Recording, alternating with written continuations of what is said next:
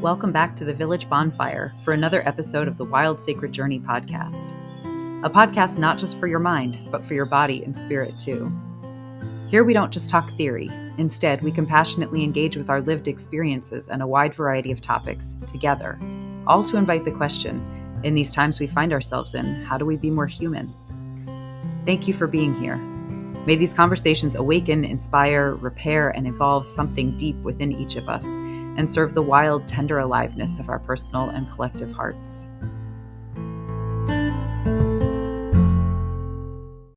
So welcome back, Wild Sacred Journey podcast. So as with each episode, we're just gonna take a few deep breaths in and out together. Just kind of arrive in this space. I'm like going through my mind before I came on and started recording. I went through and closed all the open browsers so that I wouldn't have Zoom freeze up. So now I find myself going through my mind and closing empty browser tabs, excess browser tabs in my mind. So if that analogy lands for you, go with it, and maybe close some of those extra mental browser tabs that are kind of keeping your head in that spinning wheel, that Mac wheel.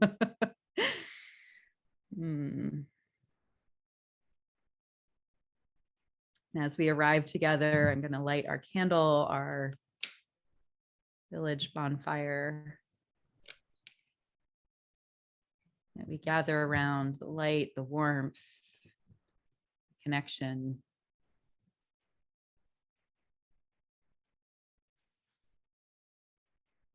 As we do so, I just honor the land that I'm on, that you're on. It holds us. The land that hungers for us to have these types of conversations as much as we hunger for them. It came to me really in a session of meditation the other day, just how much the land is actually hungry for us to remember the things that we're longing to remember. And I had this image almost of just this barren landscape that once had been a thriving ecosystem, and how much the earth wants that ecosystem repopulated. And that there's something about these spiritual questions, these questions about humanness and how to be more human and how to be more spiritual and how to connect with each other in better or different ways that are part of repopulating that ecosystem was what really came to me. So just acknowledging our hunger for this gathering, for this being together, acknowledging the earth's hunger for us to be together and with her, he, them in that way. And acknowledging then also our ancestral lands, the lands our ancestors came from, our lineage, the culture that our bones remember, cultures that our bones remember. Especially if we live far from those lands now. And also acknowledging the people that came before in the lands that we are on now, before our ancestors arrived. Maybe still live on the lands where we are now. And just this web of connection.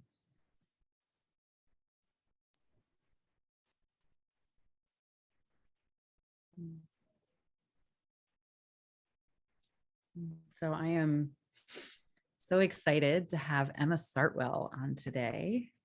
And Emma has become a lovely friend. We met through female entrepreneurial peer groups and business masterminds and just connected.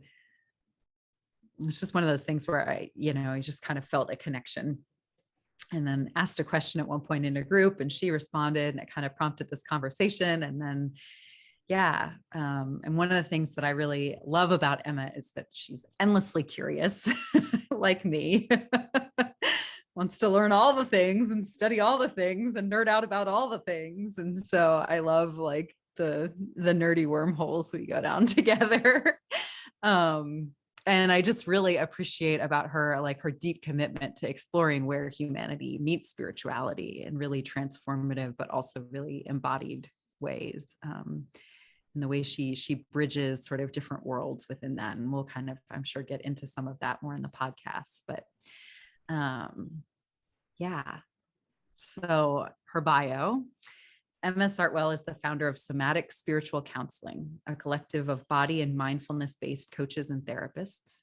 She brings together her background in Buddhist and interfaith spiritual care, mystical Judaism, and nervous system science to help clients find greater self-knowledge, calm, and connection to themselves, others, and the natural world. She's passionate about helping people lean into greater truth and intimacy and removing blocks to being fully ourselves. She's lived in Baltimore, New York City, Boulder, and now Kauai, right? That's how you pronounce it. Kauai. Okay, there we go. I've seen it written. I've never actually heard it pronounced before. So there we go. Learn something new. Kauai, where the ocean is her greatest teacher. So welcome, Emma. Oh, thank you so much for that introduction, Kate. It feels like so heart-centered and like really the way you would welcome a friend or welcome a community member to the fire. Totally. Oh, that's lovely. Thank you for that. Yeah. So that kind of segues us into, as you know, I've been starting my conversation podcasts with this question. I like to ask guests, you know, in cultures around the world, traditionally people would introduce themselves with their lineage or other markers to help the people they're meeting kind of come to know where and how they fit into the social fabric of things. And so sort of beyond our formal professional bio, you know, I would love to give you an opportunity as you step up to the fire into our community and to this collection of our friends here who are also gathered, even if not in presence right now as we're recording, you know, gather in the listening. Beyond your bio, what kinds of identities or roles or locations or ancestors or lineage would you like to share that sort of you feel would help them orient you in the larger world or in the social fabric? Mm-hmm. Yeah, I think the first thing that comes to mind is my Jewish lineage. I have 3 grandparents who their parents came from Eastern Europe to America, like during the pogroms during the 19th century. And a lot of my spiritual path has had to do with reconnecting with those Jewish roots and those Eastern European roots, and eating a lot of borscht, celebrating a lot of holidays. And I do have one grandparent who is Irish Catholic from England, Ireland. So I have that lineage as well. And then in my lifetime, I mostly grew up in Baltimore. I did, when I was really small, I moved around the South a bit. So that was an interesting experience, being a Jewish family in the South, like in Virginia, Alabama, Tennessee. And then we landed in Baltimore. And I always have a soft spot in my heart for Baltimore, Charm City. And then I went to NYU, to the Gallatin School of Individualized Study, and lived in New York City for about 5 years. And that's where I started learning meditation and got involved with the Shambhala community. Also really involved in postmodern dance and performance art and kind of the intersection of meditation and performance. And that was sort of a wormhole to Naropa University in Boulder, Colorado, where I lived for about 10 years. And I got a master's in divinity from Naropa. Yeah, and there I got involved with a lot of different communities. Boulder is kind of a hot spot for these teachers and these communities, and sort of dabbled in Tibetan Buddhism, Vajrayana, Zen.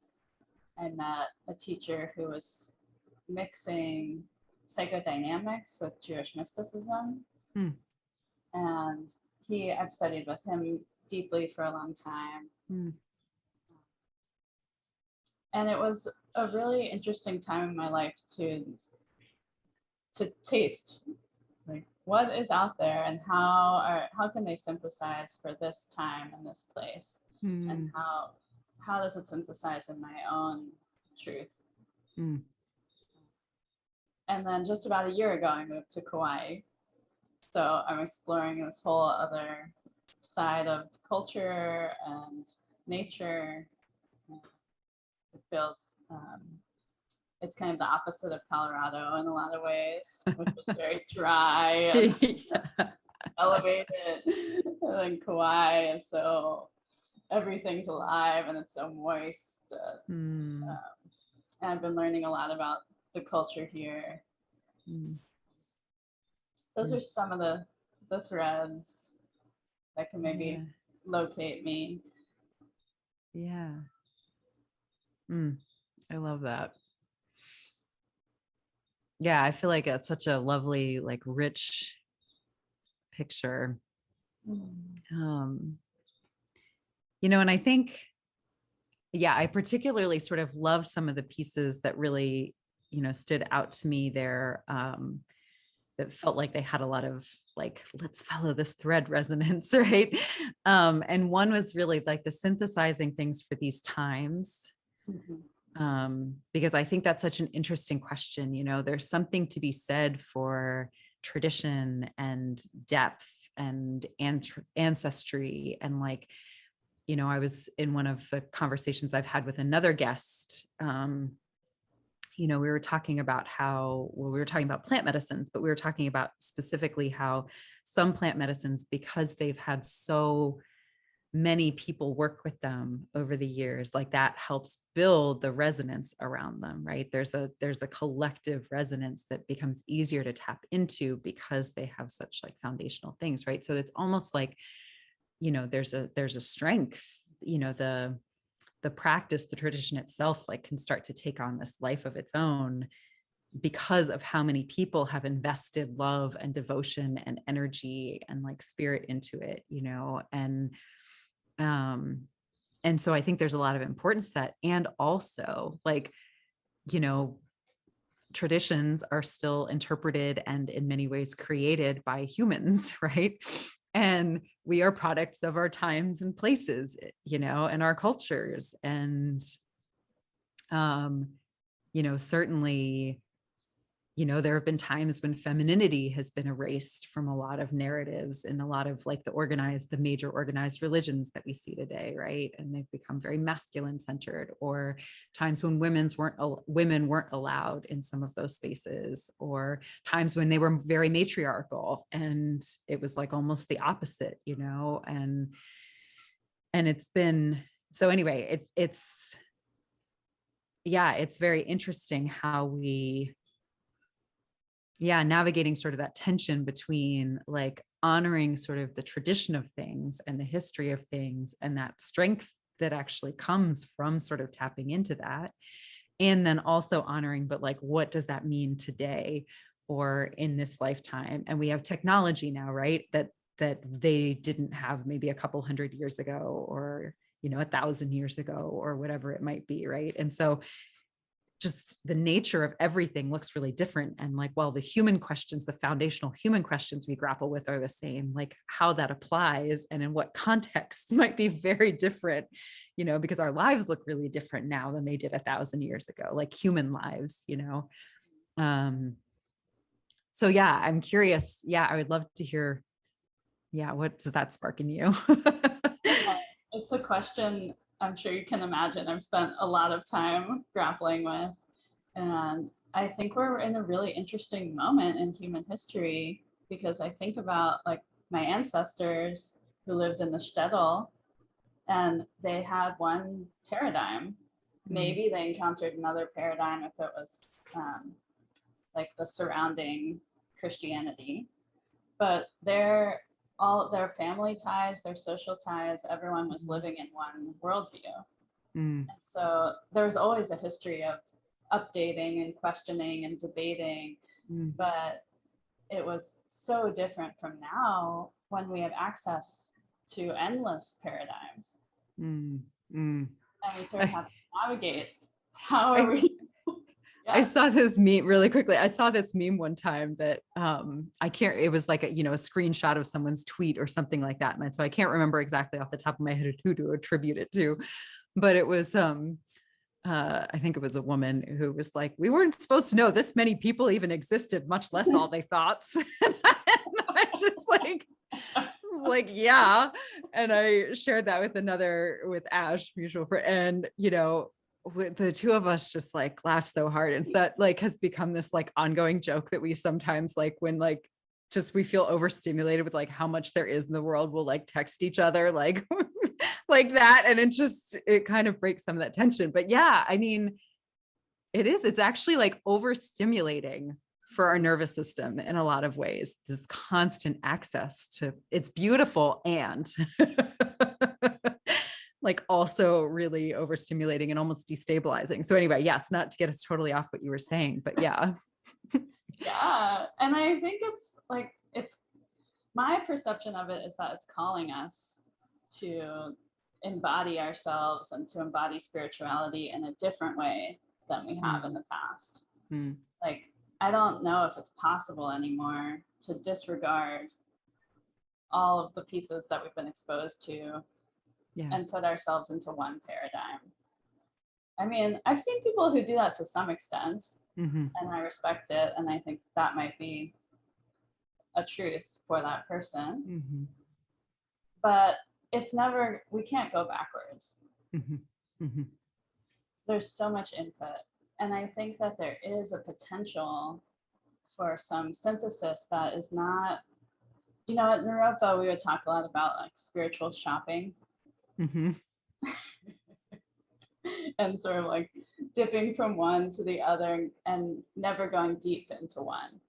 That was the other piece that I felt like we kind of touched into in your intro there that I wanted to talk to you about, which is, that piece of like, it's so easy to seek. And there's a beauty in that. And also sort of that, that quote that's sort of part cliche, part truism of like, always the seeker, never the finder kind of thing.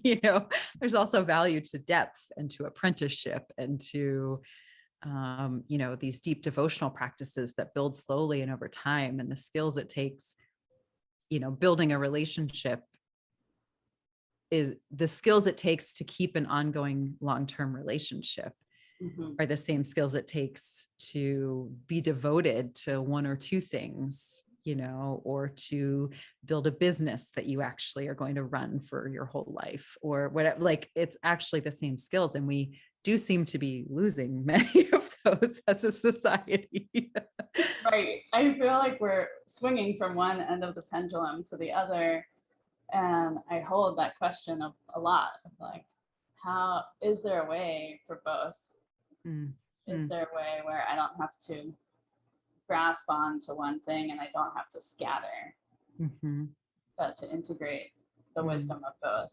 And that obviously is an ongoing question for me. But one image that helps me is I was having a conversation about this with a friend of mine, and there's this metaphor people use of when you're trying to dig a well, you don't want to dig many shallow holes. And she was saying, I think that's true, but what if you're digging one deep hole with many tools? And that is helpful to me.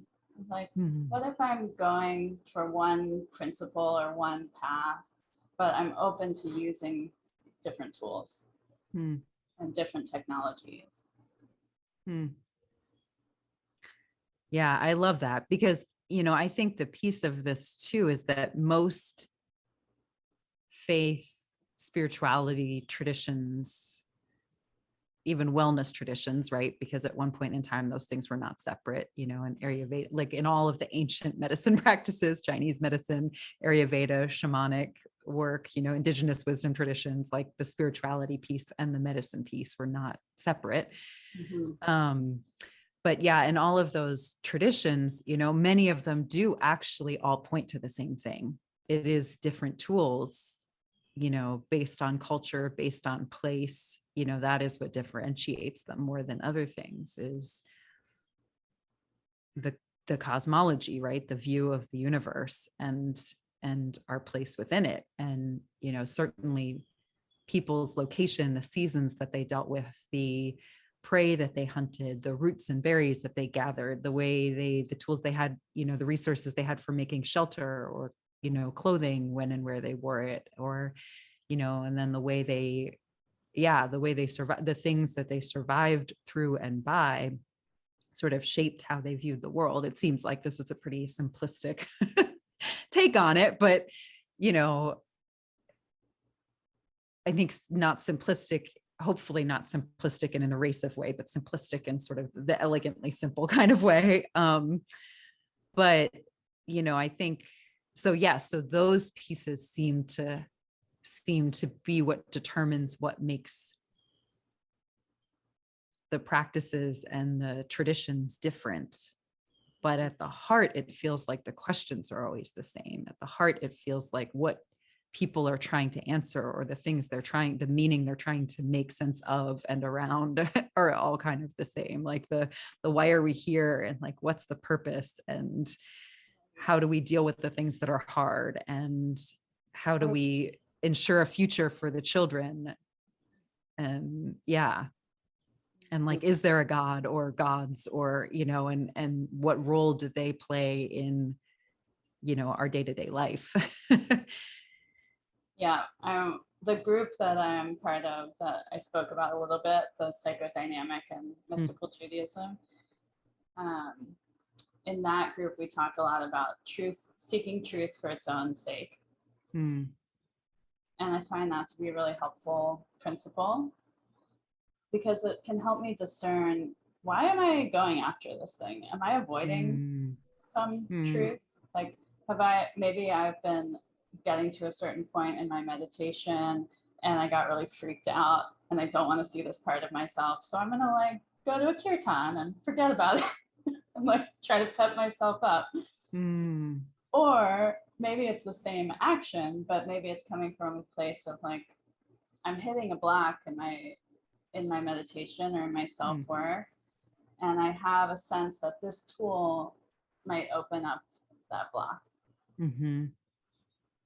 Yeah. And it can be a really subtle difference, but I think if we can learn to discern where we're coming from in terms of the tools and the paradigms, and whether it's a place of avoidance or a place of seeking depth, it has a much different texture.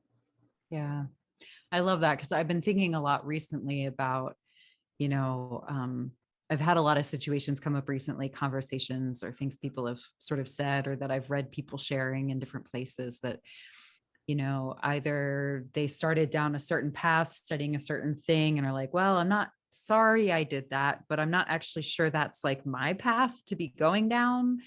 Or, you know, someone is like, well, I'm kind of looking for more in my life, and so I think I want to learn about this and this and that, you know, and they list like 3 to like 5 different, you know, like traditions. Like, I want to learn more about shamanism and energy work and, you know, meditation and breath work and yoga, you know, and like, you know, and I'm very aware, like having, you know, at least to varying degrees, gone into depth on pretty much all of those, you know, I'm very aware of like the fact that I draw from those different tools in different ways at different times, and that they're all kind of pointing at the same thing. And so, you know, sometimes I find myself wanting to ask people like, well, what are you actually looking for? Because yeah, I think sometimes the like more is not more, right? And I think our baseline has become so set so high to like that more because we're constantly being bombarded with overt and subtle messages, like from our surrounding society, from our surrounding environment, that like we should want more, we should be looking for more, we should have more, we should, right? And so like I think our baseline understanding of what more is has kind of tipped more towards more than towards less, you know, or even towards neutral. And so like what we now think of as neutral is like actually amped up really far into the more category. And, you know, and so I think a lot of times we feel this sense of urgency or this sense of like desperation or this sense of kind of dissatisfaction, and we like reach for the things. And I mean, I feel like spiritual practices can be just as much an addiction in some ways, or we can move into them with those same patterns, those same addictive, like looking to escape or looking to cope or looking to fill holes patterns that we would with alcohol or sex or food or shopping or, drugs or whatever, like the thing maybe the compulsion thing maybe. Yeah, it's Yeah. so easy to unconsciously bring I'm sure we all have more or less of internalized capitalism and consumerism. And it's can be so hard to see how we bring that to spirituality. Yeah. Because it's easy it gets easily co-opted. Like, oh, I'm a good student. I'm doing all the things. Right. But are we coming from a place of consume more, I'm not enough, I need this teaching or this object to fix me? Or even then too, like this teacher, this guru, this, leader, right? I mean, that's part of how cults become such a powerful force,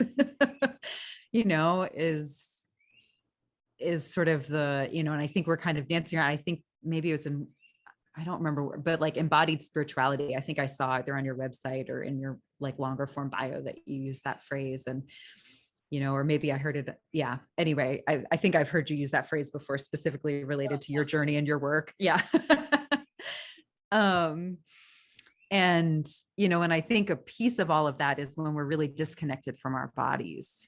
And when we're in that mental space, for me, I find that's usually a sign that I'm mental, is that like, I'm wanting to chase after all the threads, or I'm like, I can tell something's wrong and I don't know what. And I'm just like, looking for something to fill it. And I'm more likely to be swayed by somebody's persuasive marketing. And I'm more likely like, oh, well, what they're promising sounds like what I want. And like, so of course I'm going to study this thing that I actually don't have interest in studying, but the result that they're promising sounds like the result I want, and that's when I think sometimes we end up like following those paths that later on we're like, maybe that wasn't my path to take to actually arrive at that result that I'm looking for.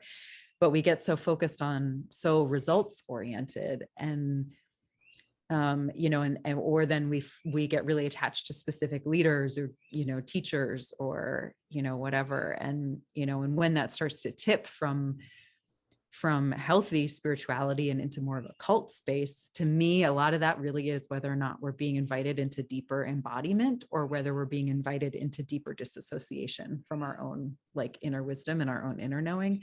So I don't know. Yeah. What is that? Like, what does embodied spirituality mean to you? And particularly within your journey as it relates to you kind of having tasted a lot of these different practices, and sort of almost that tension too between the tradition and sort of how we apply it in modern times. I guess I'm like sort of in my head, those things are sort of vaguely, at least somewhat connected by threads. And so, but go with that where you will. Having a lot of trains of thought as well. I mean, one is just like, probably you and a lot of your listeners, if you like go through your Instagram thread, it'll be like advertisements for natural skincare, and then for some kind of spirituality or some kind of course. And it's like, oh, these spirituality is being marketed the way makeup's being marketed. Mm-hmm. And sort of approaching us in a similar way. Like, what's the pain points? Yeah, I think that's when it becomes spiritual materialism. And I can feel that in myself, that feeling of like something's not quite good enough with me. So I get a little grabby, And I think about, there's this teacher, Reb Zalman, he really updated Judaism in the past few decades. And he sort of, he takes a contemporary view of Hasidic practices, which are like ecstatic, kind of ultra-Orthodox, but mystical practice. And he's updated it and his work is called Jewish Renewal. Mm. And he has this idea that there's different turnings or eras of Judaism. Mm. And the first one was about place, was about the temple. We come together at the temple to do our practices.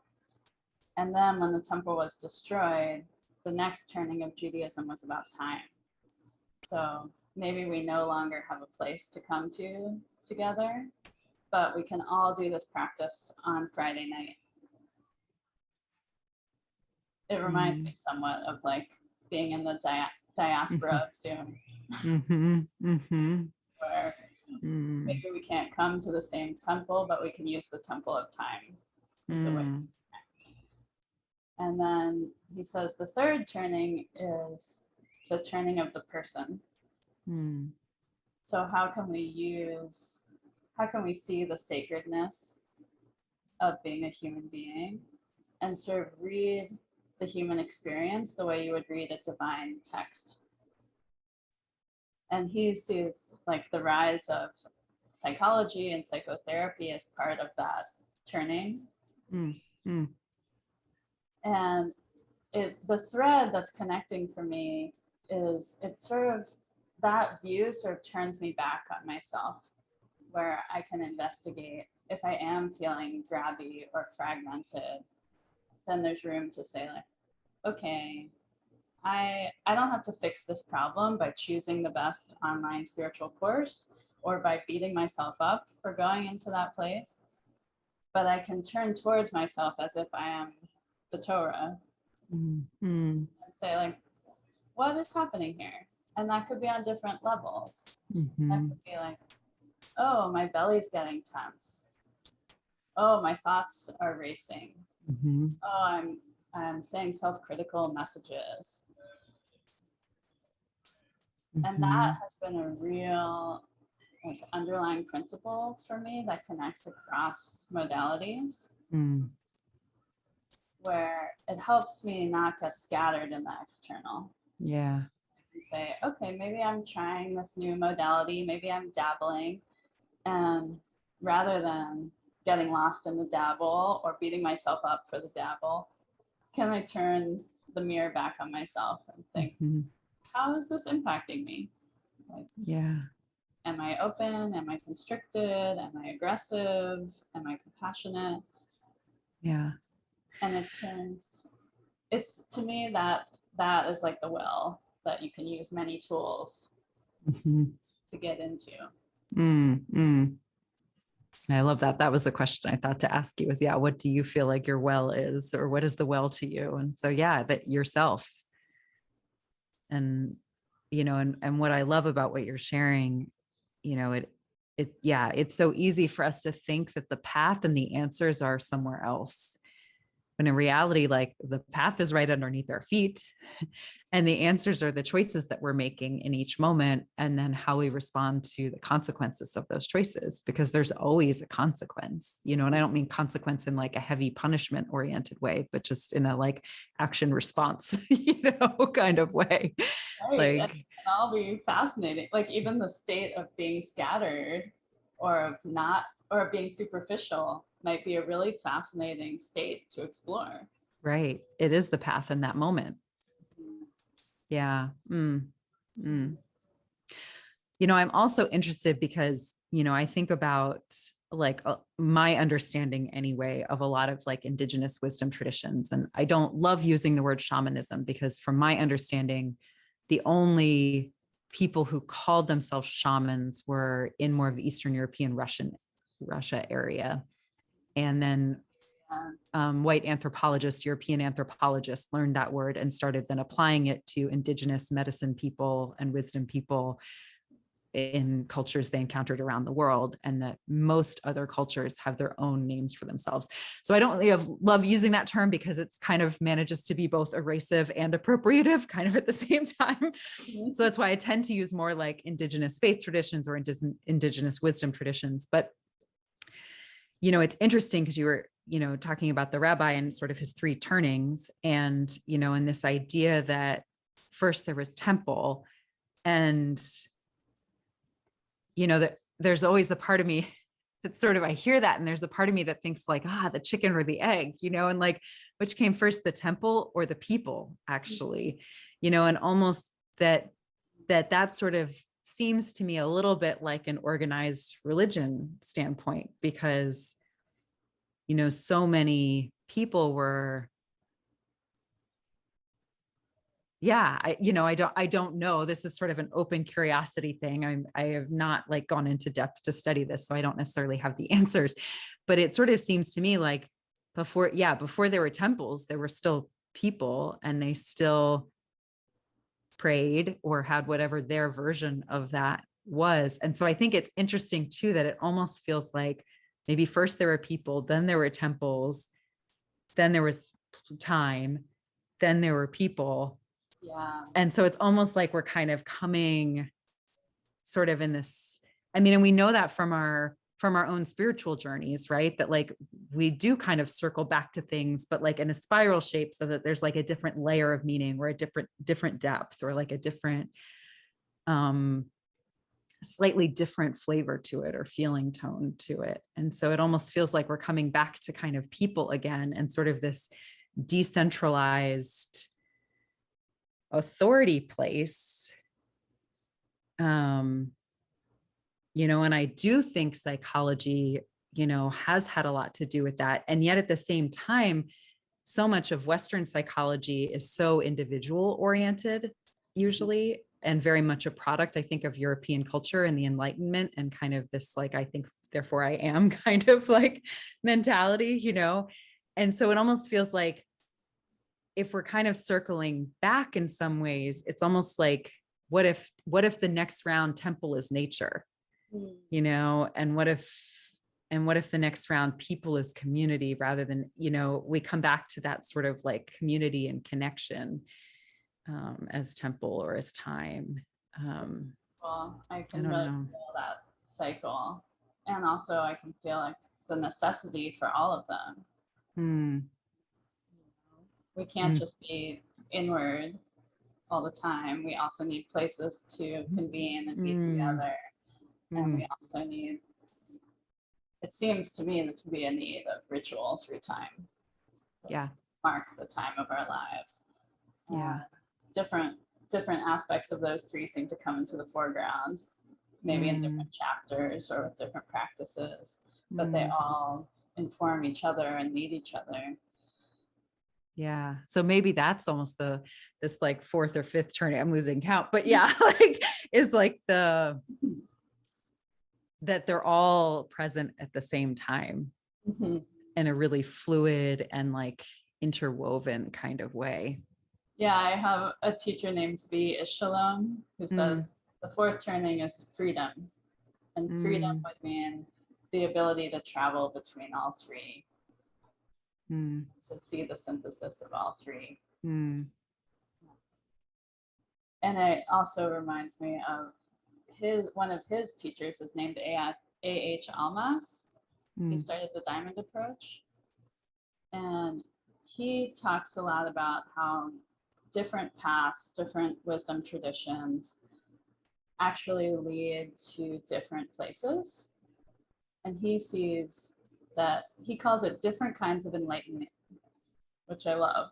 Like, if you sit in silence for 30 years, you might reach a different type of enlightenment than if you're doing an ecstatic devotional practice for 30 years.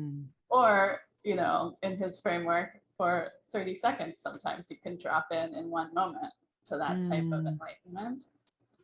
And I love his framework because I feel that it gives a lot of freedom, that we have these options to feel into the qualities of different paths. And we have, as humans, the ability to feel different types of awakening. And maybe it's not permanent, but maybe momentarily we can get that sense or that flavor. And it might be what we need in that moment or at that crossroads. Yeah, that's reminding me, you know, it's interesting. I had a big shift because I think I used to put a lot of pressure on things. I wanted to find the right path and the right training with the right person. and some of that was like financial considerations, right? Like it's not nothing, some of these investments, like, and so I was noticing how much pressure I was putting on these things to like somehow give me enormous value, or profound transformation. And I was noticing just how much I was just like mind fucking about it all. And then I was like, man, that is not fair for me. That is not actually fair for these teachers of these programs, that I'm putting that much pressure on them to like deliver some value that like they haven't signed up for. They're delivering whatever value is theirs to give. And then I'm like bringing all of this, like my baggage to it and being like, I need this value, and like, and it felt like so much like weight, and it felt like weight on the money. Like it felt like a constriction, like you were talking about, like that stomach tight, and I was tracking in my body and noticing what was happening. And I was like, man, none of this feels expansive. None of this feels fun. None of this feels curious or like explorative, in like a sort of really childlike kind of way. And we know that we learn best through play. Like studies show that time and again. Like we don't learn best in high pressure, high stakes environments. We learn best through play. Like we're wired for that. And I had this shift where I signed up for something, and it helped that it was like a low cost, like high value kind of offer. But I gave myself permission. I was like, okay, what if like my goal for this is not actually what I'm going to get out of it? My goal for this is shifting how I'm going into it. And I'm going into it as me, not apologizing for me, like tracking within myself all the ways in which I engage in kind of pleasing or sort of apologetic kind of ways, or like, if I give this, then maybe I'll get this, right? And so I was sort of like, what if my goal for this program has nothing to do with whatever value, like that's secondary. And my goal is to like track that within myself and like not do that shit to the best of my ability, right? Not perfect. But what if I just show up and trust that even if I get one thing from this, it will be the right thing. Mm-hmm. And like, and it was just such a game changer. And I think that is that shift from like expecting a path to expecting tools. And so like, I'm not expecting this program or any program to be the well itself. I'm the well. I'm expecting this program to help me find a tool, another tool. And I already have plenty of them. But I'm just supplementing or shoring up weaknesses as I'm, as life happens, and you come up with things and you're like, wow, I just hit something that like clearly my tools aren't quite up to whatever this is, and so maybe I need a new tool with like a slightly different approach. And then you kind of go and you find the tool. But yeah, it felt, the word freedom, it felt very freeing to all of a sudden kind of land in this place of like, I'm not looking for a path, I'm looking for tools. I love that. Yeah, I think a lot of us start our spiritual paths in desperation. Like, right. I know I did. It was like existential crisis when I was about 20 years old, and I was like, please, someone save me, and just kind of throwing myself into things without really, I had so much urgency that there wasn't time to sit back and think like, what do I really want to expect from this? Like, and what's a sustainable pace? I just was like, I'm in crisis. I'm going to try this extreme 10-day silent retreat, and maybe it'll save me. Mm-hmm. And then over time, as you kind of learn to swim in the spiritual waters rather than jumping in the deep end, I think the goals get more subtle. Yeah. And hopefully there becomes less of like this life-saving need, because you do start to have some tools and maybe you can float a little bit. And then there's enough resources to think, oh, maybe I could learn something fun to do in the pool rather than just having to not drown. Mm-hmm. I'm glad that you said that, because I mean, I just want to make sure anybody listening kind of gets like, we've both been there. You and I have both been in that desperate place and like reaching for the thing to save. And like the things I reached for at that time, I mean, in many ways, they did save me. Like I saved me by reaching for them. And at the time, I was so disconnected from myself, I wouldn't have been able to name that was true. And so I would have credited the tools with saving me rather than the saying yes to myself, and then the connections I made with the people and the tools and the practices and stuff like that sort of helped start to shift my connection with myself so that I was then able to save me. Right. So so none of this is like, if you're in a place, if anybody listening is in a place where, you know, you're in that existential crisis place, or you're feeling like you're, you just know something needs to change and you don't know what, you know, and you're reaching for all the things, like, you know, none of this is to shame you for that, right? Or to make that wrong or bad, you know, reach for what you need to reach for. And, you know, I also know that many people, many clients I see, many friends I've talked to, many peers, you know, health and wellness peers, spirituality peers I've talked to, you know, we often have had the experience where we reach a certain point where it's like, whoa, just my reaching for all of that at once was like also maybe another way of kind of both starting to maybe work through some trauma and some existential crisis, but then also like was still kind of in keeping with those patterns too. Yeah. And I think for myself, there would have been no other way. Right. Like that had to be the doorway because that's where I was at. Right. We do the best we can at the time with what we've got. And like, we're always doing the best we can. And you're right. I mean, that's what we have at that time, you know. And I remember a specific moment in my yoga practice pretty early on, like back when I was still like, anytime my head was below my heart, I'd just start bawling. And like, sometimes I'd cry the entire 90 minutes and I'd have no idea why. And it was just like moving my body in tears and stuff was coming up and out and, you know, whatever. And I remember a specific moment where, you know, the teacher was like counting breaths and I just wanted to like run away from that pose like so fast. I was like, I'm not going to make it 8 breaths. And I remember in that moment, like there was this wise voice inside me that, you know, the story came up in my head. I was watching my thoughts and the story that came up in my head was, oh my gosh, I can't do this. I can't do anything. You know, and it like quickly spiraled, right? Like something's wrong. Everything's wrong. I'm wrong. Oh, I have no idea what you're talking about. Right. I had that train of thought. I'm unfixable. Nothing's going to work. Yeah. And then it was like, what was it? Yeah. Unlovable. We'll never succeed. Yep. And I just like, you know, I caught myself in that moment. There was some voice in me and it came from me and also like was not of me. Cause at this point in my life, I was like not having thoughts like this on the regular, you know? And it was just like, okay, what if you like, sure, everything's like really bad right now. And like, there's a lot that's wrong in your life right now. And like, but right now, all you have to do, the only thing that's right in front of you right here and right now is stay one more breath longer than you think you can. And like sort of tearing up almost like just saying that. It's that moment. That was one of those moments that like shifted everything for me, you know, that there was like a before and an after, you know.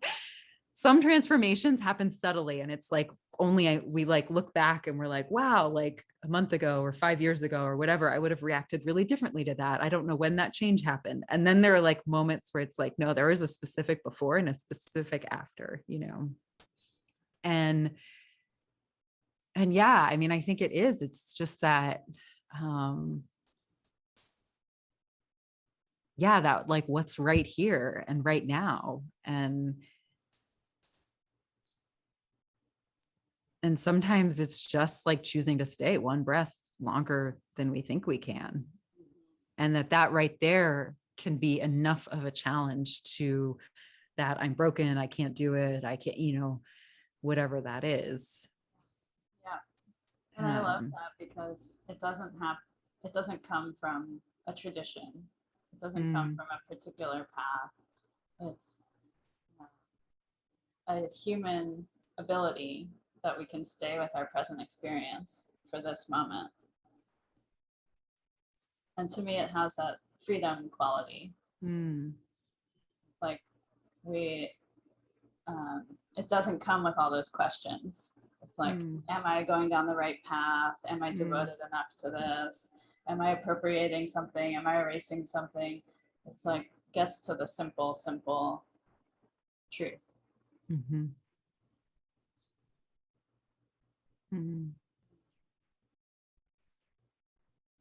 Yeah. I just want to take a moment because I'm aware it feels like our conversation, we've covered a lot and just stirred up. It feels like there's a lot of charge in this conversation, like good charge, but yeah. So I just want to invite both of us to kind of take a breath, and anybody listening, if you need to kind of take a breath, to just do that. And again, like charge happens, right? And it's not a bad thing. And emotions happen and they're not bad things. Yeah, I was thinking that too. Like, how can we feel into this moment that we're sharing? Yeah. And so, yeah, let's just like, let's actually do that. So let's name what we're noticing in our bodies. So I'm noticing, I'm feeling this like butterfly, like champagne bubble sensation in my low belly, which feels like part excitement, part buzz, which is, yeah, has me excited and also has me lifting a little bit up and out, you know, rather than kind of like, I'm noticing I'm having to kind of like consciously ground a little bit more. Yeah, just taking a breath. So even just naming that now, I'm noticing that's starting to shift. I don't know. What are you noticing? Yeah, I noticed this like interesting sort of dichotomy where there's like a lot of energy going on in my head, which feels kind of enjoyable. Like it's kind of sparkly. And then there's also this pull downward or invitation downward that I feel more in my seat. And I feel like there's some conversation happening between those two forces. Yeah. I love that. So yeah, if you're listening and tuning into this, like, what are you noticing in your body?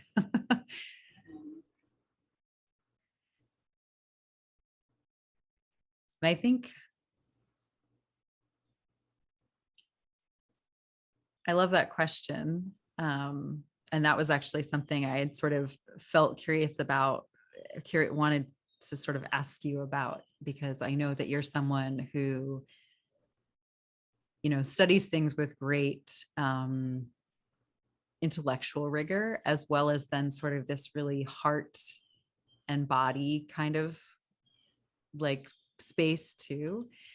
And so sort of, I know that people, and again, I think especially, I'm sure humans have often struggled with this, but, you know, it feels like increasingly as our society gets more and more disconnected from body, and overstimulates the mind so much, that people are having, that I hear increasingly that getting out of head and back into heart and body is like one of people's, like, I would say top 3, you know, like concerns, challenges, like pain points, you know, whatever, or they heard somewhere along the way, or someone identified that as something that they maybe, or they identified that for themselves as one of their challenges that they wanted to kind of work on. And so I'm curious for you about sort of what that's been like in your journey. And especially, I mean, you bridge sort of like psychotherapy with, you know, sort of faith traditions and some shamanism and some energy work. And, you know, so you bridge a lot of worlds, both sort of more scientific and, you know, more spiritual and more like sort of philosophical and more, you know, yeah, there's a lot of, yeah, you bridge a lot of different worlds there. And so, yeah, what is that like for you, or how do you navigate that. Like that's what you're feeling in your body right now, of kind of this disconnect between sort of like the bubbly in the head and sort of the spirit energy, maybe that higher frequency energy, and then also that invitation deeper into your body and towards your root. And yeah. Yeah, it's such a good question. I think I've been through the whole spectrum of headiness, you know. When I was at NYU, I really was like going down the intellectual path and seeing myself as an academic and seeing my future being devoted to academia. Mm. And I think a lot of the existential crisis that I mentioned and like starting down a spiritual path was really for the first time starting to question that. Mm. Oh, maybe there's more to life than intellectual achievement. Mm. Which that had kind of been shown to me as this is the goal, this is the pinnacle, this is how you succeed. And it was really a game changer to start seeing like, oh, there's other modes of knowing. It's not just through the head, it's not just through the intellect. And I think that's one thing that also was occurring to me about like what's the well is to me is about like honing these inner modes of knowing or inner organs of perception. Can I see what's happening inside? Can I feel it? Can I hear it?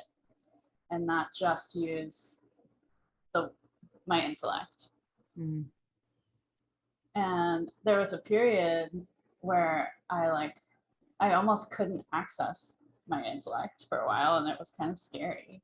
Where I was like still in college and like couldn't write my papers because I had sort of gone so far the other way that I was like rejecting, I'm turning this off. And so I think a lot of my exploration has been seeing what is the wisdom of the head center? How can we know things through the head center that's still embodied?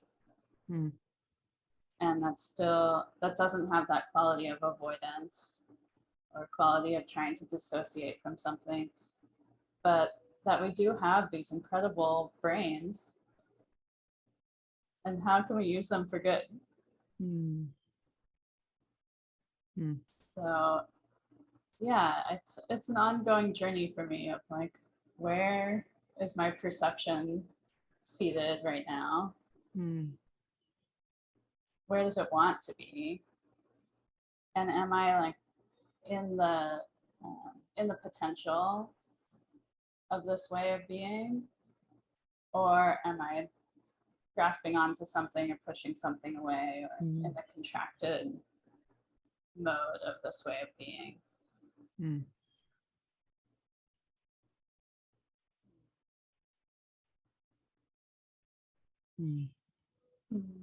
You have a nice serene look on your face. Yeah, just listening and also sort of as you're sharing, kind of just inviting in some more earth energy right now, actually.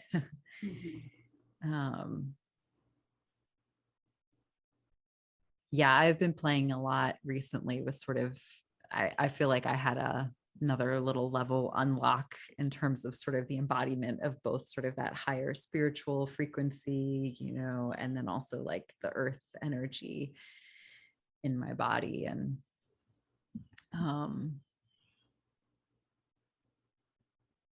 yeah, so I'm just kind of listening into what you're sharing, and yeah, I mean, I think it's that difference between, you know, the using the mind as a tool rather than the master, you know. And so the mind is just one more tool, and it's a really helpful one. Discernment happens in the gut as well as the mind, but I mean, the mind is part of what interprets the messages that we're receiving from the different areas of our body, or our emotions, or our thoughts, or, you know, whatever.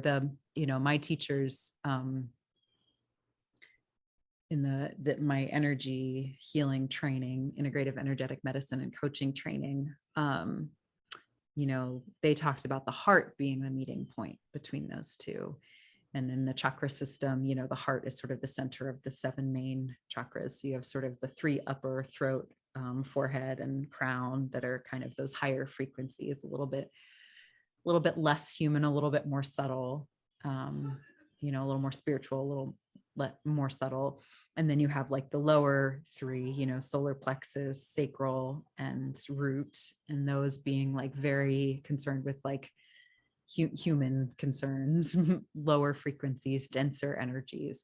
And then you have the heart, which is the bridge for all of those, and a place that can kind of hold those higher frequencies and those more human frequencies.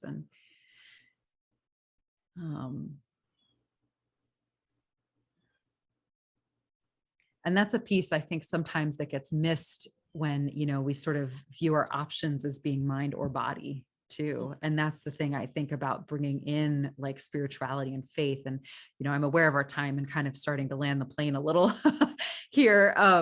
But that was sort of something I would love to I kind of had been curious about for you, is like what, you being sort of a master in divinity and,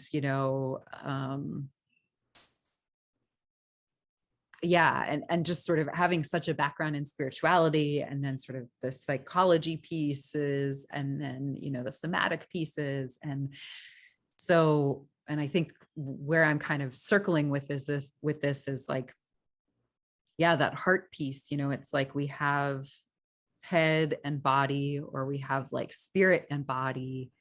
And yet it's like, how does all of that kind of come together to help us be more human? And like, what is the role of those different things in being more human? And what would you kind of say with your background and your experiences? Yeah, I love that you're kind of breaking apart this mind-body concept and saying like, there's so much more nuance here. Like, we're not just a mind, we're not just a body, we're not just a mind body. There's so much more happening here. And I think I've thought about it many ways at different times. What's coming to my mind right now is I've been working with the Enneagram recently. Mm-hmm. And so the Enneagram's a personality typing system with 9 types. And they're traditionally divided into the belly types, the heart types, and the mind types. And I've been experimenting with like those 3 ways of being and those 3 centers, and really spending time in each one. Like, what is it like to move through the world from the belly?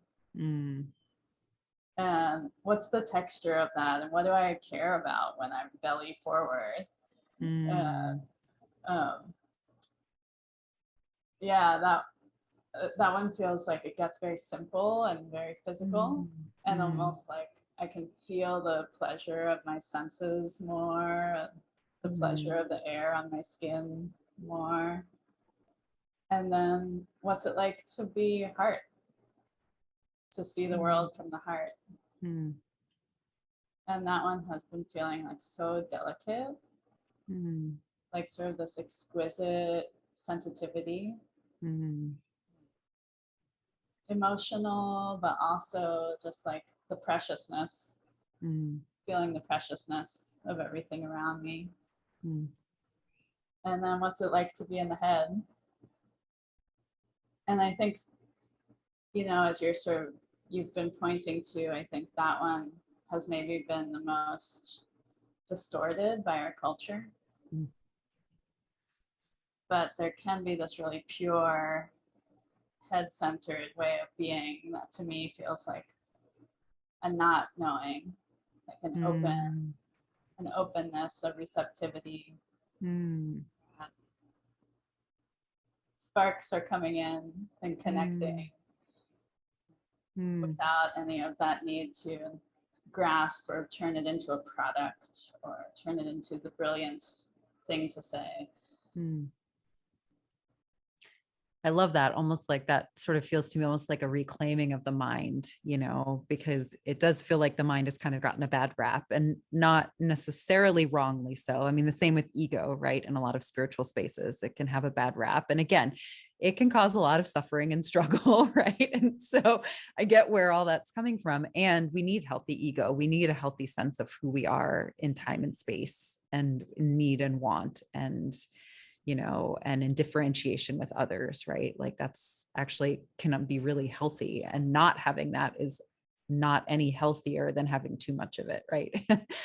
And it's the same kind of with the mind. And I love that, because I think a lot of times when we are trying to work against our mind's desire to know everything and label everything, it's almost like we feel like we have to turn off the mind, kind of like what you were talking about with turning off your intellectual rigor. And then we actually miss out on, but then we can't figure out how to tap into our not knowingness, because that also comes from the mind, actually.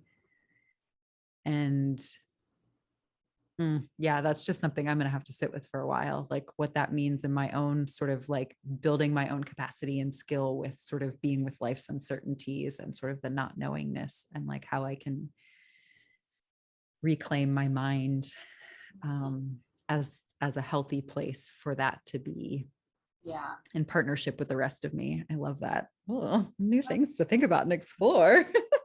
I love it. I know. The best. Yeah. And just something that's coming to my mind is also like, that's a framework that I've also used to look at various lineages and practices. Like some of them are very study based, very head based, or some of them are more devotional, or some of them are more like chop wood, carry water. And it's been helpful for me to have that framework. Yeah. I love that, because, I think sometimes we have the propensity to like lean more towards what we're already a lot of, right? And sometimes that's not a bad thing. So again, for people starting somewhere and feeling maybe really overwhelmed or really desperate, sometimes starting with something that feels more familiar. When I first started, like the yoga I was doing a lot of was Baron Baptiste. And, there's a lot about that practice that I have huge amounts of respect for. And there's a lot that it really shifted in my life. And I will forever be grateful to that practice for that. And there's a lot of sort of that very masculine led,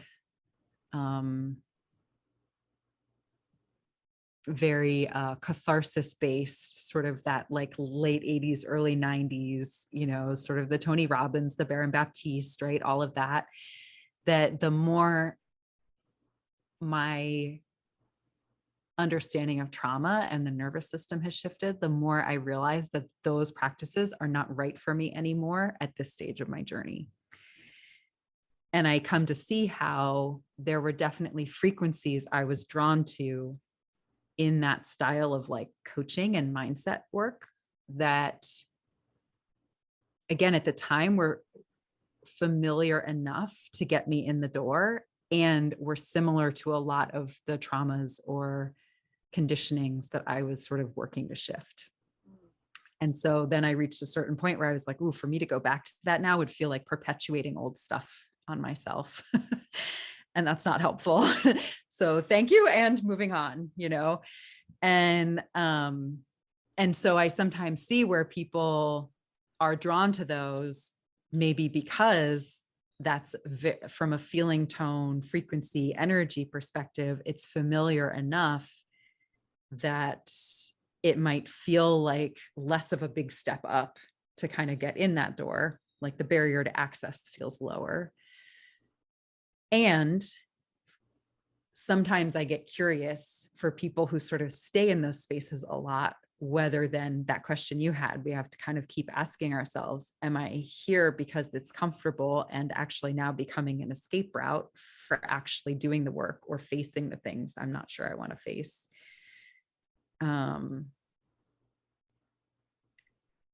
Yeah. So anyway, yes. So all that to say, I think, asking ourselves, like, am I generally a more heady person? In which case then are the things that I'm looking at more sort of study and head based? And is that actually serving me, or would it serve me to maybe start to explore something more body based or something more emotion based?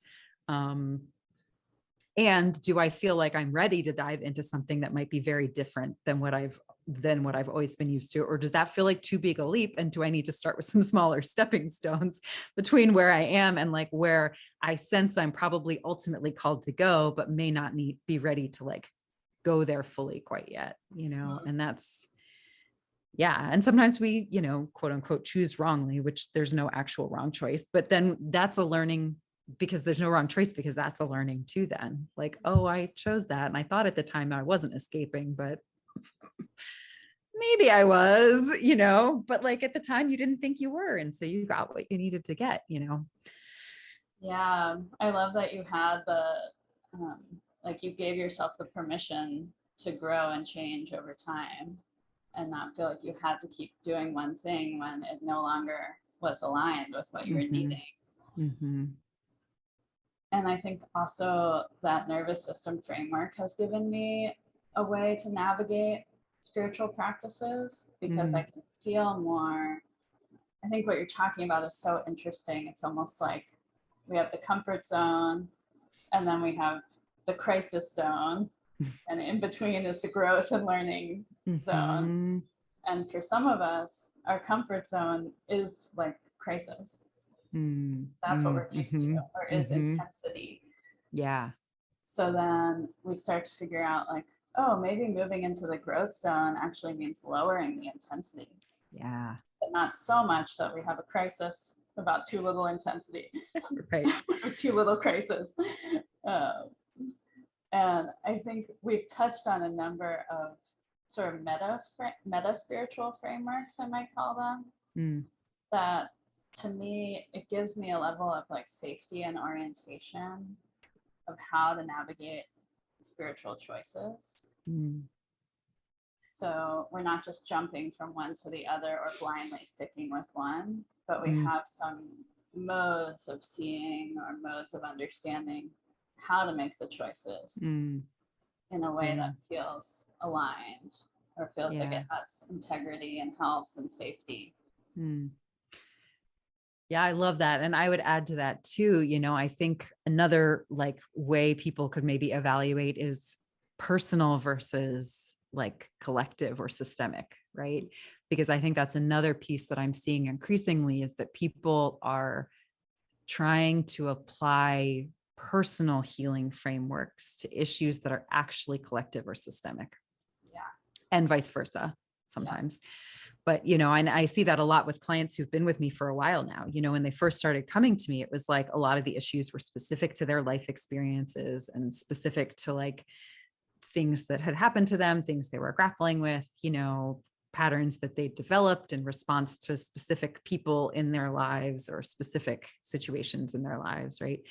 And then after they've been with me, some of them have been with me for a couple of years, you know, it's like they'll come to me and they'll be like, I don't know, this is happening. And I thought I'd done so much work on this. And I'm like, you have. Notice how your relationship with that initial like person or that initial situation is completely changed. And I'm like, but what you're actually grappling with right now is a systemic or collective or societal issue. And we exist in systems that are often fairly harmful or fairly oppressive, depending on our different spheres of identity. I mean, there's harm and oppression for everybody in different ways, right? But and certainly I think many of the systems we exist in now are inherently dehumanizing. So regardless of what our identities, that our different spheres of identity are and how they interact with our societal systems that we exist in. Yeah, the dehumanization aspect is, you know, what I think a lot of people are really grappling with. And that's part of why, you know, for me, the overall umbrella of this podcast is like exploring different experiences and different opinions and different ways to kind of start to get at this question of like, how do we be more human? And like, how do we rewild ourselves? How do we become more human in the world so that we can actually change the world so that the world itself and the systems that we create and the culture that we create within it is more human. And, you know, I think, yeah, anyway, don't want to go down too much of like another rabbit hole here, but yeah. So anyway, so that framework, yeah. So you were talking about sort of the different frameworks people can start to use to identify and start to discern what might be the path for them. And so I would add too, get curious with yourself. Like, am I actually, and especially women or people more estrogen dominant, who are sort of a little more biologically and nervous system wise wired for more connection and belonging, right? We tend to personalize things that are systemic more than less estrogen dominant people. Mm-hmm. And so, that's, I think, a question we have to ask ourselves a lot. Am I actually thinking that this is a personal problem when it might not be? and then can I seek out places where I can receive the kind of support or healing work or whatever development work that I need or want, in ways that will support me in sort of changing my inner culture and inner systems, so that I'm navigating or giving me support and tools for navigating these outer systems in different ways, rather than thinking I need to keep going to like the same, whether it's therapy or yoga or, whatever the modality is, like keep going to the same thing over and over again, thinking that I just haven't cracked it yet, Yeah. Yeah. I think this tool metaphor is growing in my mind, where I think there's a stage of learning where you learn about different tools and how to use them and what are your different options. And then there's a stage where you learn the skill of how to choose which tool is appropriate for which situation. Yeah. And I think that is one of the core questions I would ask when choosing a tool. It's like, is this actually a personal problem, or is this a collective problem, or is it both? And you might choose a different tool based on your answer. Mm-hmm. Yeah. And then is this a mindset problem or a connection with body problem or a connection with spirit problem or intuition problem? Then you might choose a different, training based on that. And then, within that, like, is it an energy literacy problem, or is it like a mystical problem, because there's so many different pieces. Right. Anyway. And the piece of what's the problem, but there's also the piece of what's the longing. Yes. What's calling? Is it more embodiment? Is it more enheartment? Yeah. Is it mind training?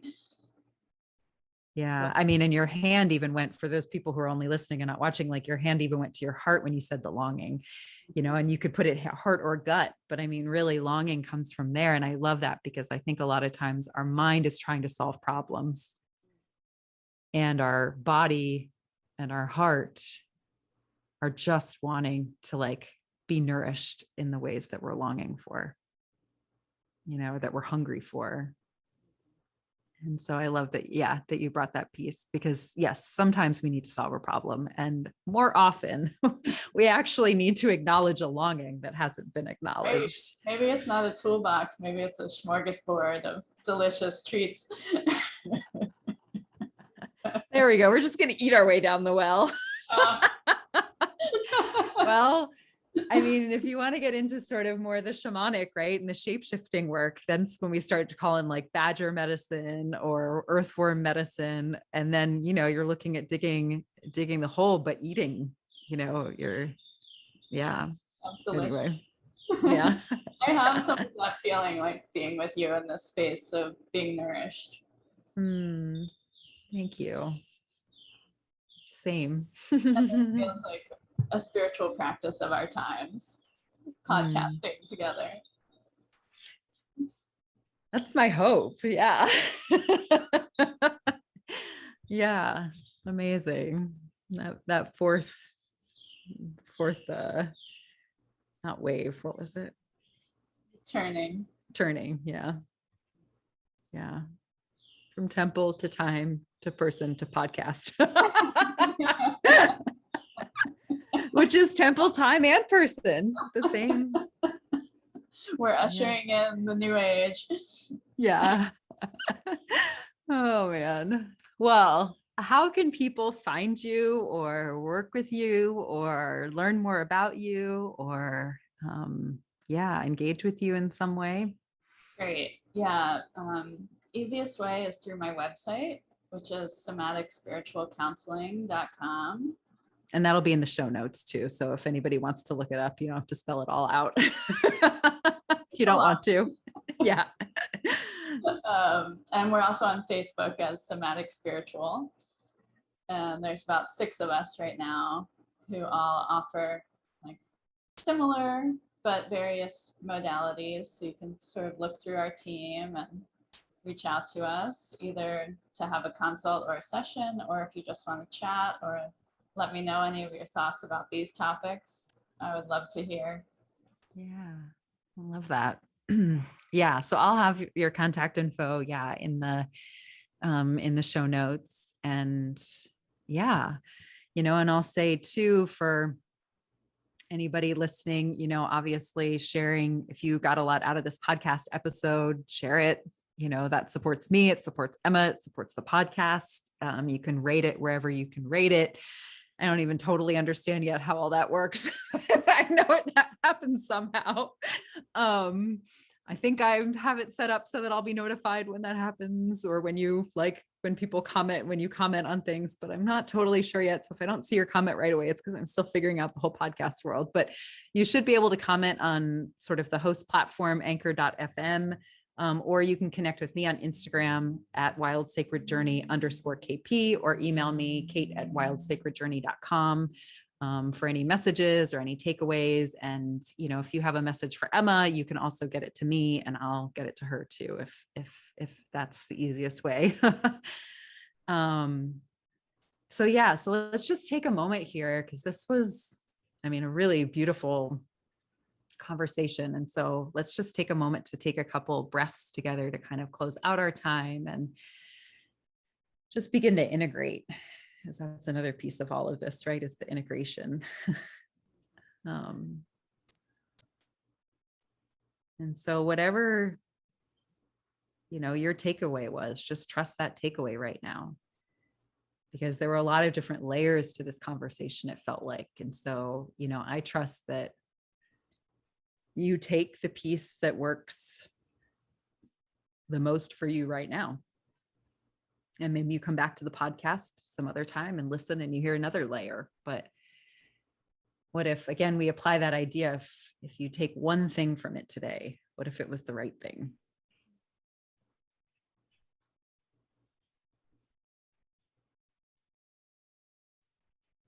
And can we give ourselves permission to not have all the answers, to not have it all figured out,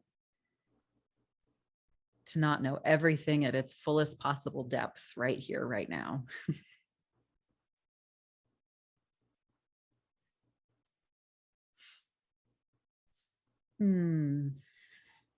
So thank you. Thank you, Emma, for being here. Thank you so much, Kate. This was a joy. Such a joy. Thank you, everyone, for listening in. Yeah. Well, hopefully have you back sometime. I feel like we could just talk for hours about everything. So, yeah. Well, thank you, everyone, for listening, and we'll see you around the fire next time.